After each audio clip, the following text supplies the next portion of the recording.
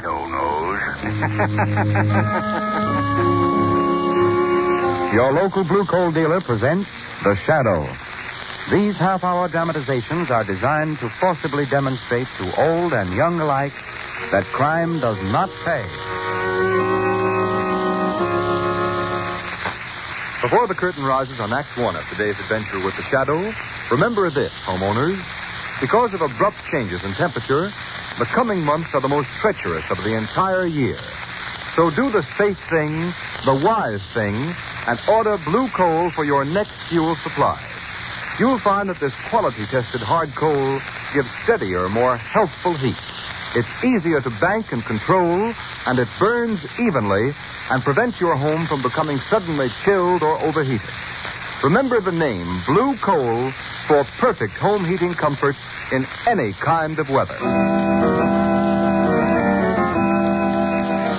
The Shadow, mysterious character who aids those in distress and helps the forces of law and order, is in reality Lamont Cranston, wealthy young man about town. Cranston's friend and companion, the lovely Margo Lane, is the only person who knows to whom the unseen voice belongs. Today's story, Horror in Wax.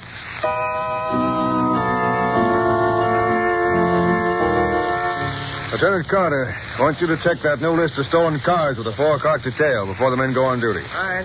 You, Benson, take a squad of 20 men and help Cardona with the detail that's guarding the mayor at that rally tonight. Okay. And you, Brophy, you better... just a minute. Hello? Commissioner Weston speaking. What's that? When did this happen? All right. Give me the address. Yeah. 22 Prince Street. I got that. Yeah. I'll send a man out right away. Brophy. Yes, Commissioner Weston. This is a job for you. Rest of your men can go now. Get out on the job and keep awake. Okay. Here you are, Brophy. Take this address. It's a rooming house out on the south side. Woman's been found dead in one of the rooms. Ah, now the poor thing. Murdered by some blackguard, I suppose. Never mind shedding any tears about it. Get out there and find out what happened.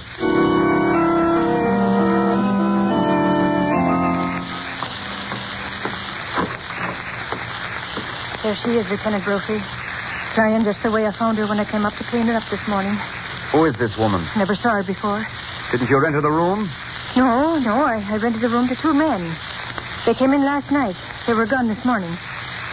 She must have come in during the night. Did they leave baggage or anything?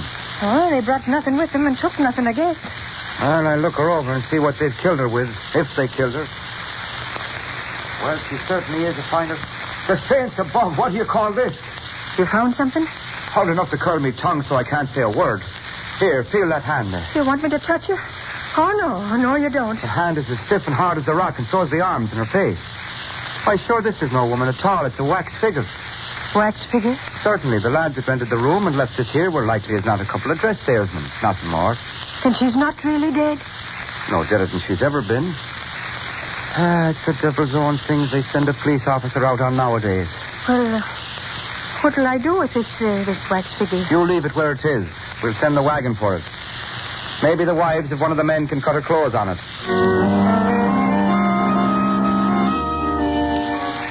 But, Commissioner Weston, it's the truth I'm telling you. It was nothing more than a wax figure as hard as rock. A fine thing to leave behind in a furnished room. Well, you better send the wagon out there. Hello? Commissioner Weston. Yes, who's this? This is the Shadow, Commissioner. Yes, well, what do you want now? We've had peace and quiet around here lately. Say, just a minute. Hold the wire a second. Listen to that Shadow fellow, Bobby. I'm going to have some fun with him, listen. Shadow, we just got a case that has us all baffled. Would you like to help us? Of course, Commissioner. You know I'm always willing to lend whatever assistance I can. Oh, fine. Well, here's the dope. A woman's been found dead at 22 Prince Street, out on the south side. We don't know who she is or how she died or a thing about her. I'll put the case into your hands if you want to tackle it. Well, I'd be glad to, Commissioner. I'll go out there right away and investigate. That's fine. But, Shadow, you've got to make me one promise. Well, yes, Commissioner. What is it? Well, the medical examiner hasn't cleared the case yet. So I'd appreciate it if you wouldn't touch the body or disturb it in any way. All right, Commissioner. I hardly think it'll be necessary. Well, good luck then, Shadow. I'll see you later. Oh, no, Commissioner. You'll hear me later. How's that? Oh, yeah, okay. I'll hear you later. Profey, he fell for it. Yeah? Fell for it. Hook, line, and sinker. I'd give me eyepiece to be there when he examines that dead body. This is funny, Profey. We've got the Shadow, the great crime expert, investigating the death of a wax figure.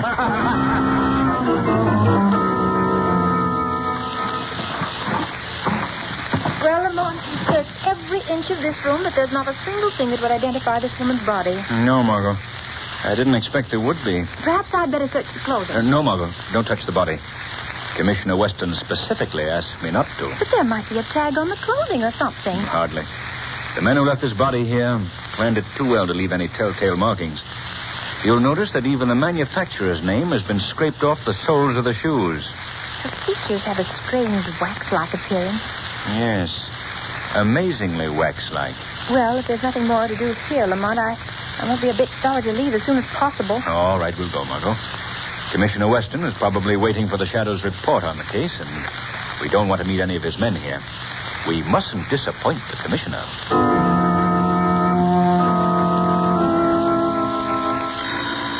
Wait a minute, Brophy, till I see who this is. Hello, Commissioner Weston speaking. Hello, Commissioner. This is the Shadow. Oh, yes. Well, Shadow, how did you make out?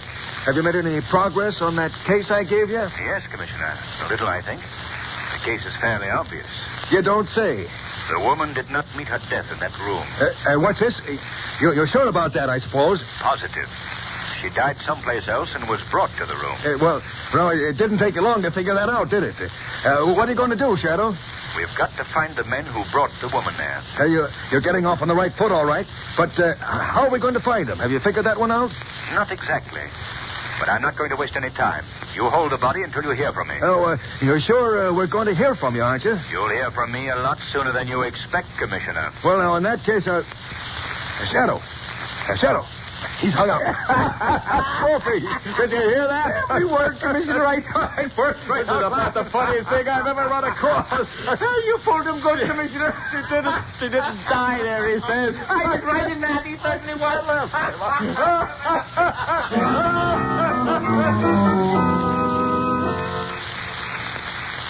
You're regarded, Professor Whitehead, as an outstanding authority in these matters, and I want you to know that I trust your judgment implicitly. Thank you, Cranston. Of course, it's a fairly common knowledge that from time immemorial, scientists have labored with the idea of preserving life through freezing, waxing, mummifying, and various other such methods. Yes, I read only recently where a group of Russian scientists froze a man and then performed a very difficult operation. I believe the man survived. It's very possible, Miss Lane. But this waxing process, Professor, preserving the human form by turning it to wax, have you had any personal contact with such cases? I haven't actually participated in such experiments, but I've followed them quite closely. In fact, here's a book right here on my shelf. Yes, this is it.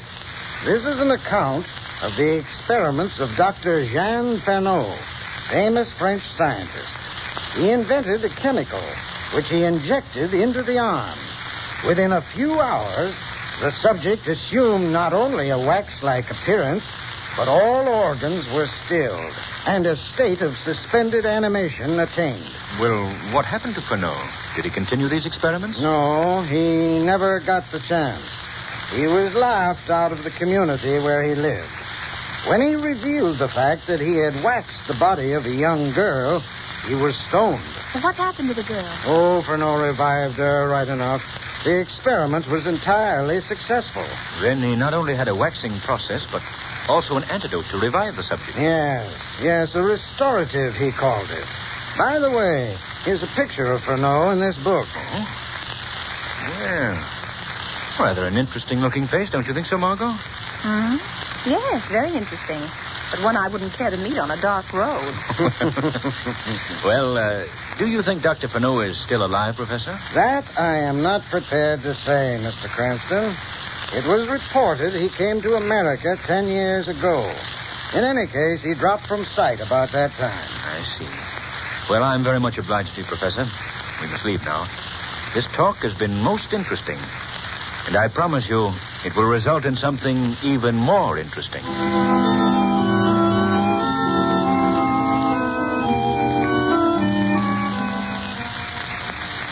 Are you nearly finished, Lamont? Yes, Margo. Quite finished. We've checked every wax figure dealer in this entire territory. The business connections of all of them are easily accounted for. That is, all but one. This Cosmos Wax Figure Company. I can't find a single firm that does business with them. Perhaps there's something in that. I don't know, Margo, but I think that... Oh, that's probably my friend Vic Marquette, the Internal Revenue Department. Hello? Oh, is that you, Cranston? Oh, yes, Vic. Have you found anything? Well, that Cosmos company you inquired about. Yes? Yeah, there's a ship due at quarantine in a few hours with a large consignment of wax figures for them. You say the ship is due in a few hours? Yeah? Vic, I want you to do me a favor. All right. I want you to assign Miss Lane and myself to the custom detail that goes on board that ship, the Quarantine. Oh, I don't know what you got up your sleeve, Cranston. It's not exactly official. Oh, I guess it can be arranged. All right, we'll be right down. I'll explain matters to you then. What are we going to do now, Lamont? I'm only playing along on a hunch. But if it works out, Margo, I think we'll have a little surprise in store for our friend Commissioner Weston.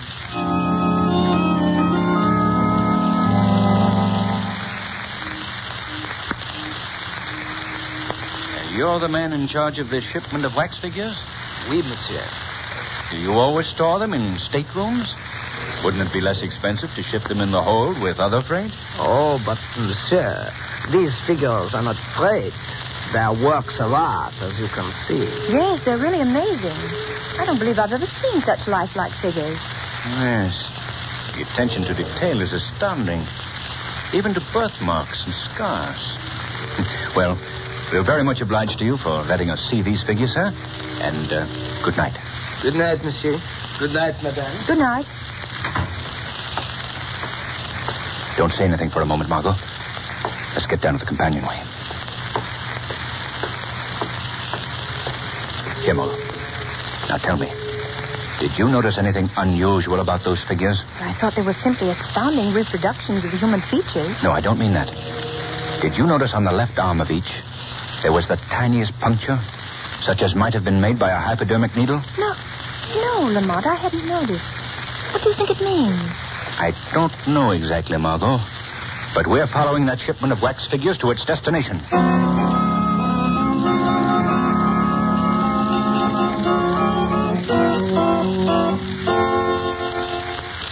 In a moment, you'll hear Act 2 of today's story. Homeowners, the finest quality anthracite that you can buy is blue coal. It's the only trademarked anthracite. The only coal which is colored a harmless blue to identify it and to guarantee you that you'll get the most for your money in heating results and satisfaction. That's why it's important to insist on blue coal by name when you order fuel. Once you've used blue coal, you'll agree with me and with countless thousands of satisfied homeowners that it certainly is different from ordinary hard coal. And that difference is in the steadier, more healthful heat blue coal gives you, plus the fact that it requires less furnace attention.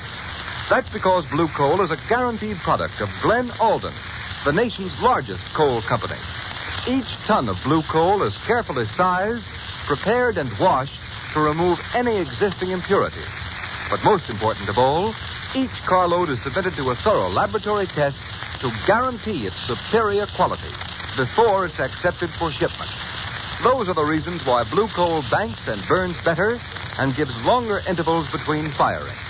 Those are the reasons why it will pay you to order blue coal by name if you want perfect all-around heating comfort and satisfaction in the treacherous months ahead. Call your nearest dealer. His name is listed in the Where to Buy It section of your classified telephone directory under the words Blue Coal.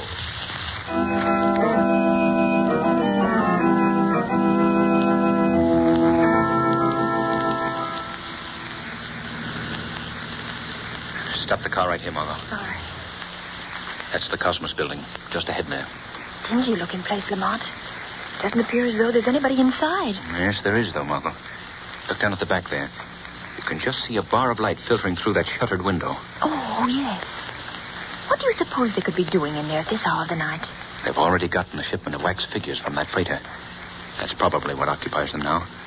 Better turn off your headlights. All right. We'll sit here and wait a while. Look, Lamont. That side door is opening. Someone's coming out. Sit tight, Margo, and watch. It's a man. He's coming this way. Yes. Quiet. Margo, Look at this man. Look at his face. Why? Well, Lamont, this is amazing. It just can't be possible. Quite possible, Margot. That man who just walked past was one of the wax figures we saw on the freighter tonight. Why, it's like seeing someone step out of the grave. It may be little less than just that, Margot. Men stepping out of the grave. Lamont, you don't actually... I don't know what it is, Margot. I've only got a hunch. I'm going to see if I can't get a glance through that window back there. I'll come along, Lamont. No, you better stay here. I'd feel more comfortable with you. All right, Margot. If you'd feel better, come along. We'll have to be very careful, Margot. The rest of the building seems to be deserted. All but that one room. Yeah, they're all probably busy in the back. Let me take your hand, Margot. It's pretty steep here. Quiet now, Margot. This window may be open. They might hear us. I'll see if I can take a peek through this crack here. See anything? Margot. Look. Why, the room is fixed up like a laboratory. Yes. There's some more of the figures we saw on board ship. That man with his back to us. He's dressed like a doctor. Yes. I hope he turns around so we get a good look. Margot. Over there in the corner. Recognize that face? Why, yes. It's the man that was in the ship cabin. The one who took care of the wax figures. Right. There, Lamont, the other man's turned around. Look at him. Yes. Isn't that the man whose picture Professor Whitehead showed us? Yes, Margot. It's Dr. Furneaux. What do you suppose they're doing? I can't see. They're working at the other end of the room, mostly. Margot, you go back to the car. What are you going to do? Look around here and see if there isn't any way of getting into this place. There's a gang of men in there, Lamont. I've got to take the chance, Margot. Now go, Margot, quickly, quickly. This is a matter for the shadow. All right, Lamont, but do be careful. Even the shadow might be shot.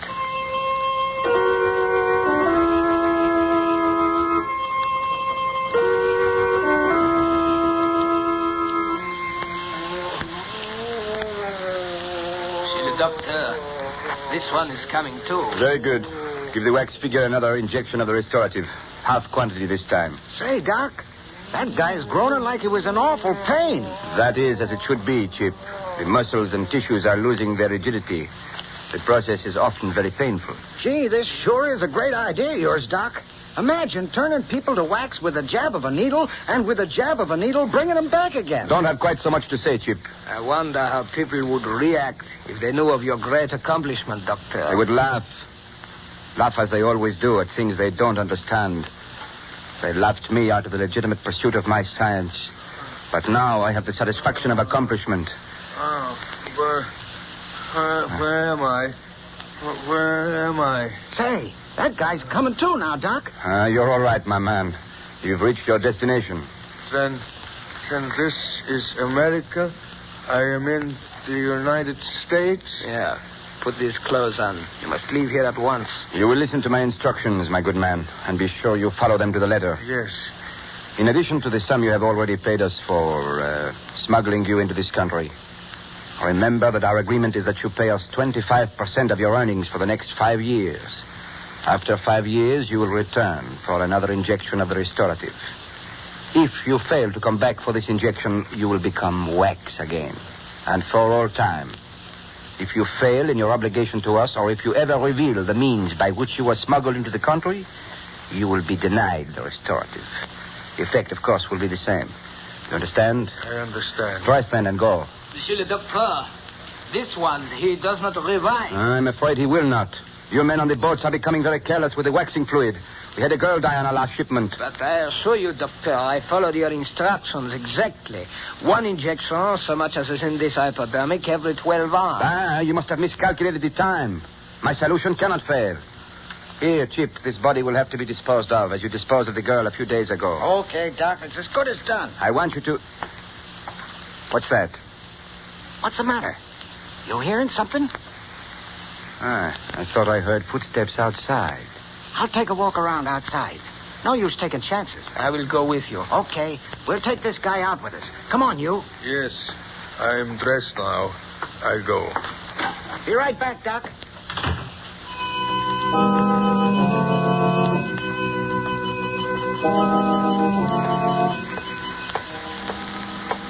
Chip. What is it, Murat? That car over there. Do you see anybody in it? Yeah.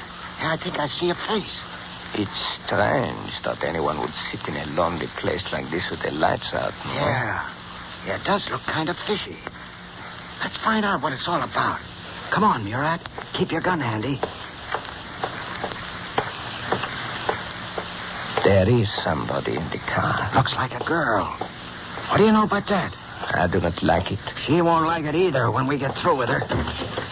What are you doing in here, lady? Waiting for the morning mail? Who are you? What do you want? We want to know who you are and what you want. That's none of your business. You're a fresh dame, eh? Chip. Yeah? What's the matter? This girl. I have seen her before. Yes, I know. She was with the custom man aboard the ship. Oh, yeah? Come on, lady. Get out of that car. I'll not get out of this car. You get away from here. Grab her, Murat. Keep your hand over her mouth, Murat. We'll take her into the doctor. Come on. Lift her up. There is no question about it, monsieur le docteur. She is the one who came aboard the freighter with the customs officer. A customs mall, huh? You let me out of this place, you hear? You did not come here alone, madame. Who is with you? There's nobody with me. What were you snooping around for? I wasn't snooping around. I was sitting in my car. Madame, you impose a very unpleasant duty upon me. What do you mean? I do not know how much knowledge you have acquired around here, but I must be certain that whatever it is, you will never have a chance to communicate it to anyone else. What do you intend to do? Murat, give me that hypodermic. Oui, doctor. Don't you dare! Keep your hands off me! Madame, I regret that I must give you an injection of this fluid. In a few minutes, you will turn to wax. Oh, no. In that condition, you shall remain for all time. No, let me go. Let me out of Yes, here. Murat, hold her tightly. Quiet. That gag will keep her quiet for a while. Pull her sleeve up, Murat. Oui, doctor. That's it. Now the hypodermic. Not quite so fast, Doctor. Who was that? Who spoke? I did, Dr. Furneaux. Who are you? I am the Shadow. Shadow? I do not understand. What is the Shadow? I've heard of this guy. He's the enemy of the underworld. Nobody can see him. This girl, she is with him? Yes. Dr. Furneaux, release her. Take that gag out of her mouth. Ah, you are very clever, monsieur. Very clever. But I think you will find I'm not so easily beaten. Do as I tell you. I don't want to have any fight with this Shadow. Nor do I. You are cowards, both of you. I'm getting out of here. I will go too. Chip, Murat, you will not run out on me. I'm going. Stay where you are. You stay if you... Murat. You shot Murat. Yes. And now you. Oh. And now, Shadow, where are you? Right beside you. And I... No, you don't. Oh, my arm. There, Furneaux. Your gun is on the floor. You're helpless. Now will you be so foolish as not to do what you're told? Very well. I cannot fight the unseen. What do you wish? Remove the gag from the lady's mouth. Of course. There you are. Oh, get me out of here. Get me out of this horrible place. You're all right, Margo. There's nothing more to fear. Madame, I will get you a glass of water. Oh, no, you don't, Doctor. Be too easy to poison the water. Dr. Furneaux, you are coming with me. And where would you take me? To the police. They will deal with you. I am afraid I will have to disappoint you, monsieur. Life and the people of the world have humiliated me enough. They will never subject me to the humiliation of a criminal cell. What do you mean, Doctor? This hypodermic I hold in my hand will answer your question most eloquently. Many people have known the result of my great discovery. Now, I shall know it myself in its ultimate. Doctor, I beg of you, don't destroy yourself. There's always hope for a man of your skill, even though you've so grossly misused it. No, monsieur. The world laughed once. Now it will neither laugh nor weep. One injection, an overdose. So, and you shall witness firsthand, monsieur, the results of a great discovery. Doctor, don't. You mustn't do this. It is You done, really mustn't. monsieur, it is done. I destroy the last bottle of the restorative. Now, my secret dies with me. Lamont, look. His skin is turning white. His body, it's becoming rigid. Yes, Margo. Watch. He's turning to wax. Just as he's turned others. Oh, Lamont, I can't bear any more. Take me out of here. Take me out of the bus. Take me out.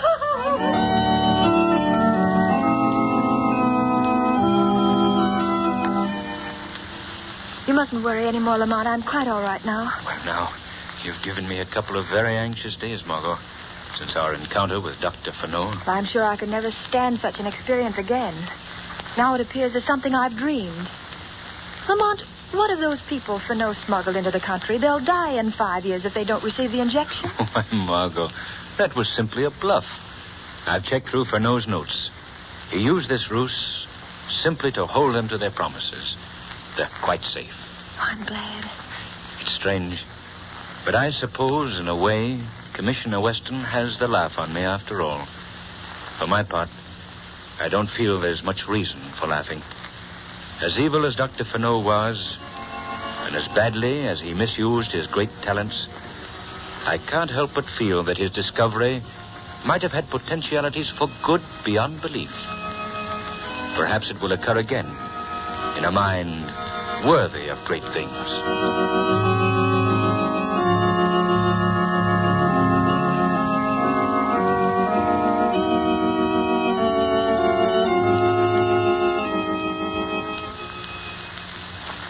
Now a word from Blue Coal's heating expert, John Barclay. Thank you, Ken Roberts, and good afternoon, friends. You know, you just can't operate your furnace efficiently and economically unless you understand how to regulate your furnace dampers. Every furnace should be equipped with 3 dampers. The ash pit damper, located at the base of the furnace, below the grate level. The turn damper, located in the smoke pipe behind the check damper and the boiler. And the check damper, located between the turn damper and the chimney. In milder weather, when you want a slow-burning, lasting fire, the check damper should be wide open, and the ash pit damper closed. It is very important that your check damper be large enough to adequately check the fire. If it is not, it will certainly pay you to have an additional check damper installed by your plumber. If you're having trouble in regulating your furnace, your Blue Coal dealer will gladly send a John Barclay serviceman to give your heating plant a thorough inspection. There is no charge or obligation for this service. I thank you.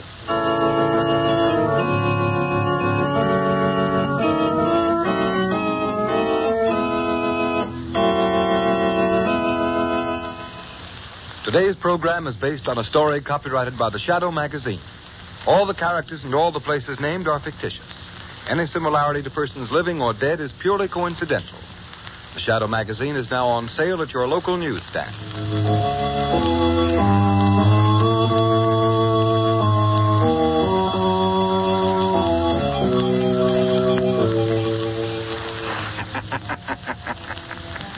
The weed of crime bears bitter fruit. Crime does not pay. The Shadow knows. Next week, same time, same station, Blue Coal, America's finest anthracite, will again present another thrilling adventure of the Shadow. Be sure to listen, and be sure to burn Blue Coal, the solid fuel for solid comfort.